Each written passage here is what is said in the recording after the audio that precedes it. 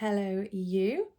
Let's identify if you are an empath. So, an empath is a term used to describe individuals who go beyond simply understanding another person's feelings and emotions, which is empathy.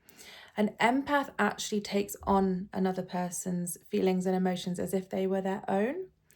I'm an empath, and I even did my philosophy degree dissertation on empathy. Geek.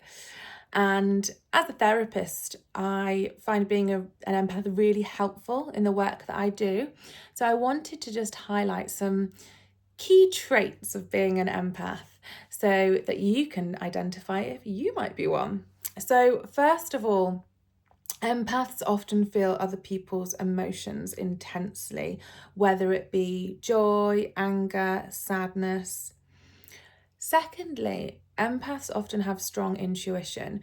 So they can have a really powerful gut feeling about something. I always say follow your gut because it tends to be right.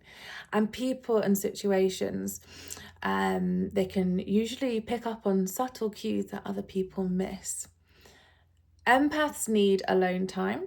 So the amount of times I've hidden away in my bedroom after a social event, because it can be really draining picking up on other people's emotions.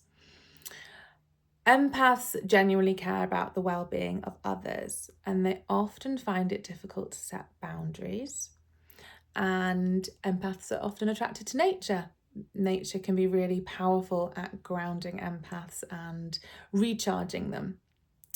So, do you reckon you might be an empath? Being an empath can be an amazing gift, but it's really important to protect your energy as well. So I've got pretty good at protecting my energy. So I'm going to share with you some of my top tips to protect that. So the first, and I think most important, is setting and enforcing boundaries. So learn to say no without giving a really lengthy reason why. So the amount of times that I used to say, I can't do this because of blah, blah, blah, blah, blah, and I'd go on and on. But actually, you can just say no. You don't owe anyone an explanation. Another thing would be limit your exposure to draining people. So ask yourself, how do I feel when I'm around this person? And this can be applied to draining content as well. So when I read the Daily Mail, the amount of times I find myself howling and bawling my eyes out. So just limit that content too.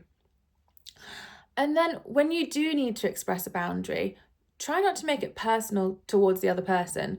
So, for example, if you're saying, you're stressing me out, you're really annoying me right now, you could instead say, I need some time to think about this. Can I get back to you on XYZ? And this also gives you time to process how you're feeling and what you're thinking as well. A really important one too is planning in some regular self-care to make you feel good. And I always say to my clients, plan it into your diary as if it was a meeting. And that can include basically anything that makes you feel good and recharge. So, for example, journaling, hypnotherapy, meditation, breathing exercises, going out in nature, cold shower, sauna. The list really does go on. Literally Google self-care tips. So yeah, plan that in too. If you've got this far, you probably are an empath. So best of luck with managing your amazing gift and protecting your energy. You've got this. And I'm keen to hear any of your thoughts. Leave them in the comment section below.